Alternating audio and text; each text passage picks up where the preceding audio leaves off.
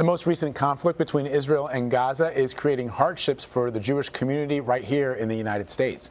According to new data from the Anti-Defamation League, 60% of Jewish Americans reported having personally witnessed anti-Semitism in the past month. The poll also found 40% of American Jews are more concerned about their personal safety than before. For more on this, we want to bring in the Anti-Defamation League's CEO, Jonathan Greenblatt. Jonathan, always great to see you, my friend. Although we are always talking under these very difficult circumstances.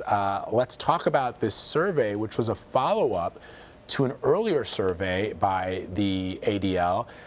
Explain to us what you've seen with regards to the increase in anti-Semitic incidents and what Jewish Americans have experienced since the most recent conflict between Israel and Gaza.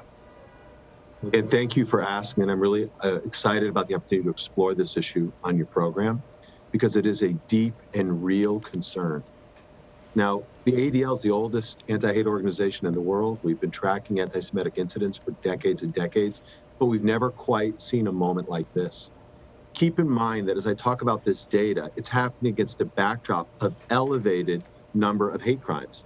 Anti-Semitic incidences in the past 5 years have almost doubled to where they were back in 2015 in the first half of the decade. And that, I think, was in large part due to the rise of the extreme right and the emboldenment of extremists during the Trump years. And yet what we saw during the conflict in Gaza was incredibly terrifying for Jews across America. We saw an explosion of anti-Semitic incidents, literally coast to coast. And I'm talking about acts of sort of brazen brutality, with people attacked in the streets for the crime of wearing a kippah, right? Identifiable as Jewish made you a target for extremists. And oftentimes these attacks, and to put it in some context, we saw a 115% increase in incidents year over year in the month of May. More than 305, I think it was 305 acts, hate crime acts in the month of May 2021. That's again more than double what we saw last year. And none of the assailants attacking Jewish people in Los Angeles, in New York City, in Miami, in Chicago, again, state after state, they weren't wearing MAGA hats. These are people typically coming from anti-Israel demonstrations. And I think what this underscores is that inflammatory rhetoric can create real-world consequences. And again, whether it might be President Trump or whether it might be a congresswoman in the House of Representatives, when you make kind of baseless allegations like Israel is committing systematic genocide or the Jewish state is trying to murder children, that then creates implications for all Jewish people.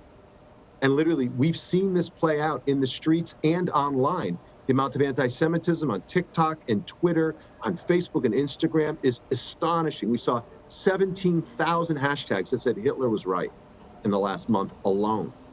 We saw hashtags like COVID-1948, as if the Jewish state was some virus to be exterminated. So what I think we need to really focus on here today is that American Jews, as our survey indicates, are afraid. As you noted in the intro, 60% say they witnessed an anti-Semitic incident or heard anti-Semitic comments in the last month. I want to make this clear. When we last ran this survey, people said, yeah, they saw something anti-Semitic over a 5-year period. Now they're saying they saw it over just the past 5 weeks alone. And I will say clearly, it is fine to have strong feelings about the Middle East. But strong feelings about the Middle East is not an excuse to attack Jewish people because of how they pray. Period, end of story.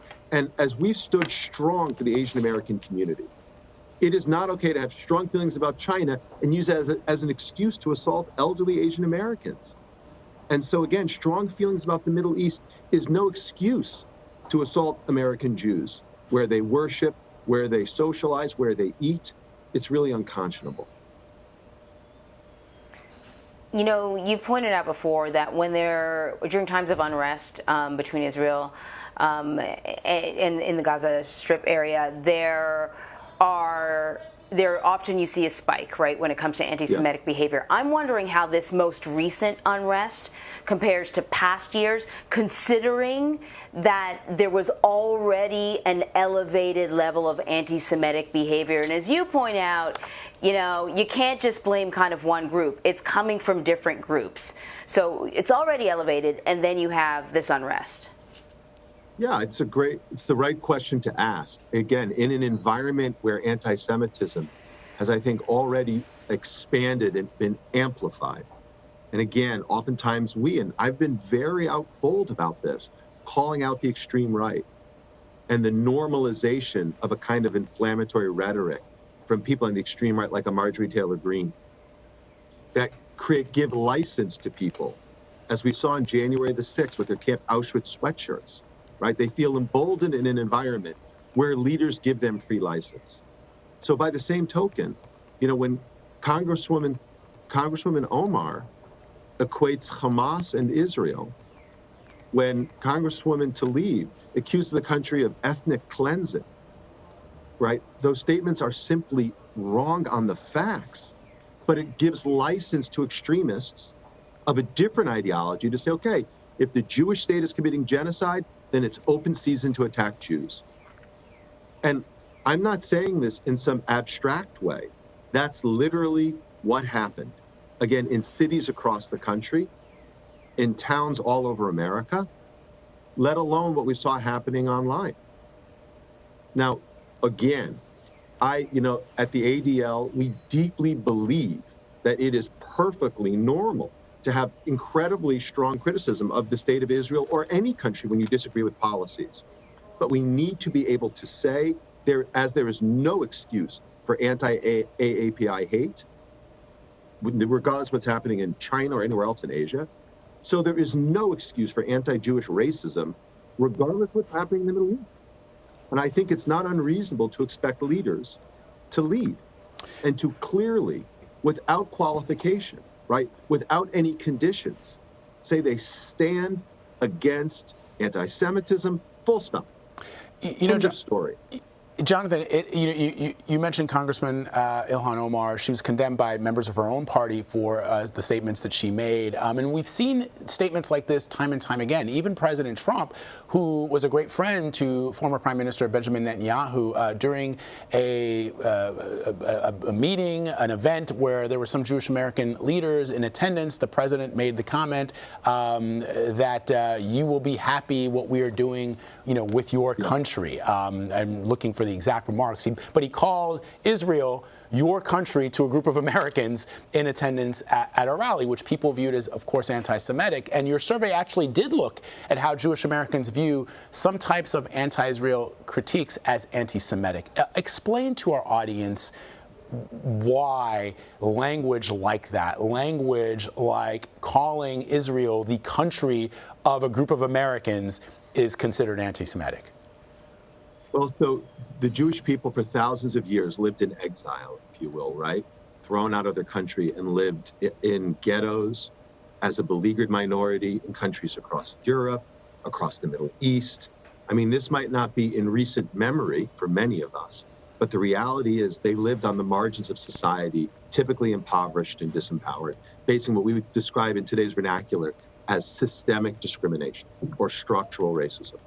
And so one of the accusations made against the Jewish minority in these different countries was they had dual loyalty.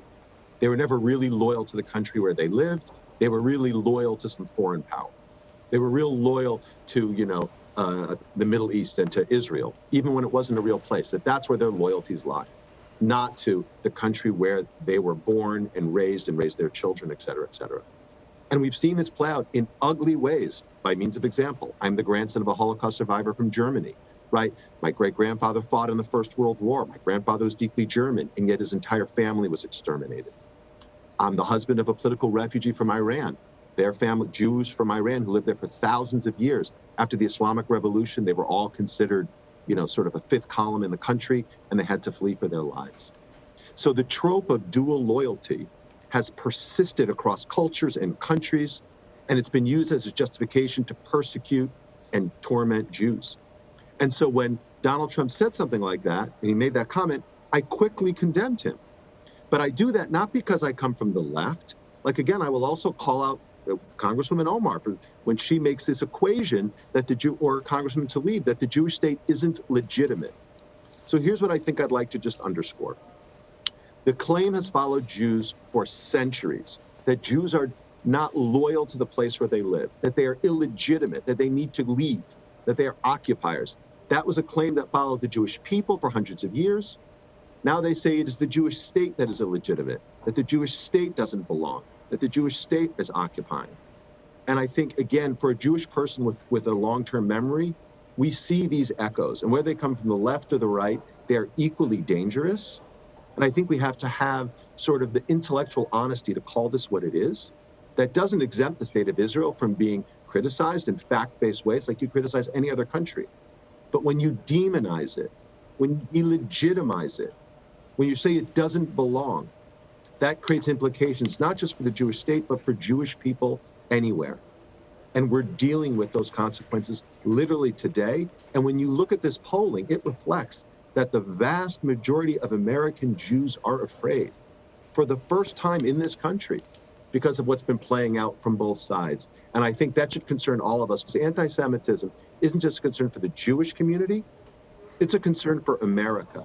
How we treat our marginalized groups of people, how we handle our minorities, like that says something not just about that specific group, but about all of us. And are we the country, the inclusive, diverse, robust, pluralistic country that I think we envision ourselves to be?